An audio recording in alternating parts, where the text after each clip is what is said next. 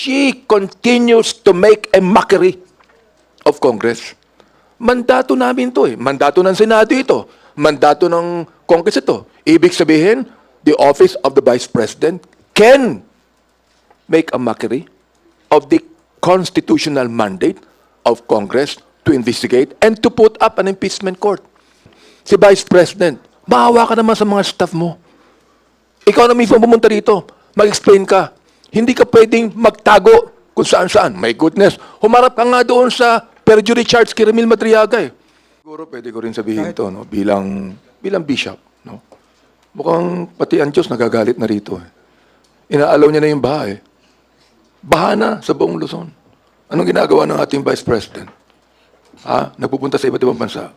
Just imagine meron tayong impeachment court dito. Dapat humarap siya. Saan siya? Nasaan siya ngayon?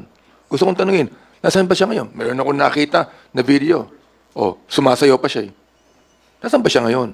Yun ang tanong natin, nasaan ngayon ang Vice President? Madam Vice President, bumabaha na.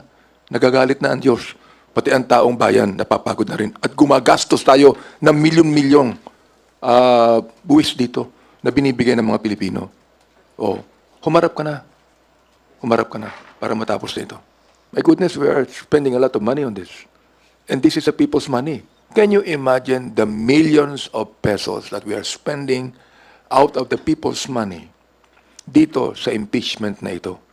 Ang araw na ito ay yung pong representasyon ng 125 million na inilabas sa Land Bank ng December 2022.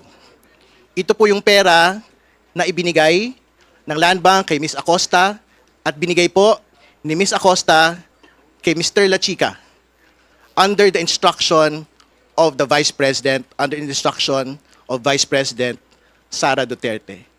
Mahalaga po itong representation po na ito para makita po ng taong bayan na hindi po barya-barya ang inilabas noon pong araw na ito, kundi ganito karami, ganito kalaki.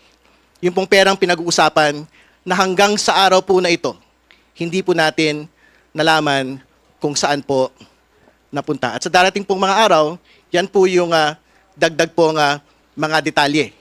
Nahihingin po natin kay Ms. Acosta at sa iba pa hong mga sangkot. So wala nang question kung totoo ba na binigay niya itong pera na to kay La Chica at wala na ding question na kung bakit niya ito binigay kay Colonel La Chica. Narinig natin mismo kanina, sinabi niya, binigay yon dahil sa utos ng Vice Presidente. Sinabi din, kung hindi ito inutos ni Vice Presidente sa kanya, hindi niya ito gagawin. Sabi niya, kaya siya nagtiwala kay Colonel La Chica dahil yon ang utos ng Vice Presidente. At maliwanag din kanina, nung binasa doon sa joint circular, na ang responsibilidad na humawak at mag-disburse ng confidential funds ay ito ay nakapaukol lamang sa isang SDO at inamin din niya, hindi SDO si Colonel La Chica dahil siya lamang ang SDO para sa Office of the Vice President. Nakakagulat, nakakapagtaka na pwede palang mag-withdraw ng 125 million. Isang withdrawal sa Land Bank. Ano po?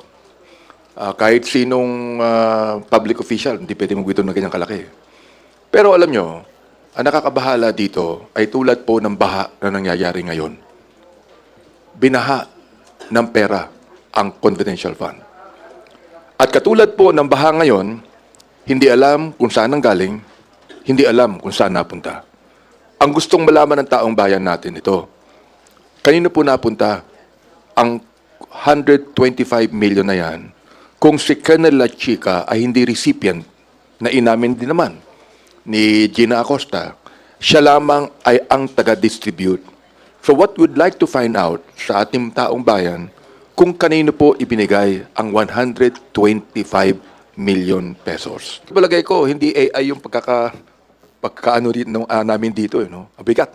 Ako, napikatan ako Di ba? I mean, pinapakita lang natin kung gaano katindi ang 125 million na dapat malaman ng taong bayan.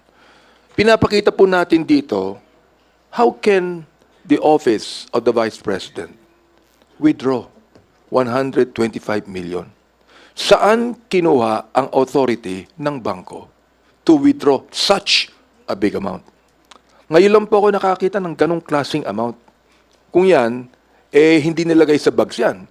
Aba, kinakailangan ng hauler para ilagay sa isang sasakyan na malaki ang perang yan. Now, the question again is, okay, sinabi na po ni Congressman Drilon na hindi organic itong si Colonel Chica sa OVP. Sinabi na natin na si Miss Acosta ang talagang Special Disbursement Officer. Bakit hindi siya? What we would like to see kung kanino ibinigay yan. Sa akin, I maintain my position na yung pinagbigyan yan, ghost. Ngayon, kung hindi ghost yan, ay ipakita. Nasaan si Piatos? Nasaan si Andy Lim? Kung hindi ghost yung mga taong yan, kung hindi mga multo yan, ilabas nila rito para malaman natin. I think it would be the Vice President should come because she continues to make a mockery of Congress. Mandato namin to Mandato ng Senado ito. Mandato ng Congress ito. Ibig sabihin, the office of the Vice President can make a mockery of the constitutional mandate of Congress to investigate and to put up an impeachment court. Dapat, humarap siya. Siya ang mag-explain. Huwag niyang sasabihin yan sa mga staff niya. Siya mismo, nakakaawa po yung mga staff niya nag-explain Siya na mismo mag-explain. Tinatawagan ko ngayon, si Vice President, maawa ka naman sa mga staff mo. Ikaw na mismo pumunta rito, mag-explain ka. Hindi ka pwedeng magtago kung saan-saan. My goodness, humarap ka nga doon sa perjury charge kay Ramil Madriaga Humarap ka din doon sa charge ng kapatid mo Tapos hindi ka harap sa impeachment court. My goodness naman, Vice President, humarap ka na. Maawa ka sa mga staff mo. At ipaliwanag mo sa taong bayan kung bakit hindi ka kinakailangang ma-impeach. Yan ang panawagan ko. Why is it that they have to file a perjury case against Madriaga while the impeachment court is in session? Why not before? Why not nung unang-unang nagbigay ng affidavit si Madriaga? Dapat nag-file na sila ng perjury against Madriaga. Ang tanong ko ganito, ang tanong ng taong bayan ganito, bakit ngayon lang? Makita naman talaga natin, nung plinay na itong video na to, abay napakatatas magtagalog pala. No? At after ma-call out, dire-diretso na magtagalog at mag-English. So, again, I point this out to say, bakit medyo nagtagal yung presentation niya?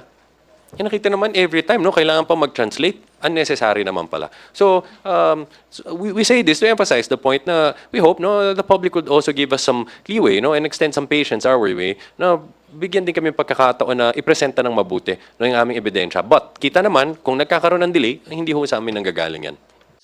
Clearly, up until today, an employee of the OVP saying to the court and to the nation na ang pangalang Pangulo ang nagbigay ng utos na magbigay, nakita niyo naman kanina kung gaano kalaki, ng 125 million in confidential funds to Mr. La Chica. My goodness, we are spending a lot of money on this. And this is a people's money. Milyon ang ginagastos dito. Dapat malaman niya ng depensa. Oo. Huwag na silang magbigay pa kung ano-ano. Kung ano man ang gusto nila. Oo. But we are spending a lot of the people's money here. It might be not only a waste of time, very tiring na, very taxing na nangyayari dito. Even the very people, sinasabi na nila sa labas nakakapagod na rin panoorin to. See? Dapat, magkaroon na po tayo ng closure dito. Bakit? Because we have already, the prosecution team has already done their part in collating the piece of evidence to actually convince to convict the Vice President. So ito why, sa akin, dapat talaga hindi na tumagal itong mga bagay na ito. Ihinto na natin to. Marami pang dapat pag-usapan ng Congress. Yung flood control projects, yung budget, yung pang mga batas na dapat namin gawin. You see that? Can you imagine, ito sabihin ko sa taong bayan natin, can you imagine the millions of pesos that we are spending out of the people's money dito sa impeachment na ito? Ang pagka minsan nakakatawa na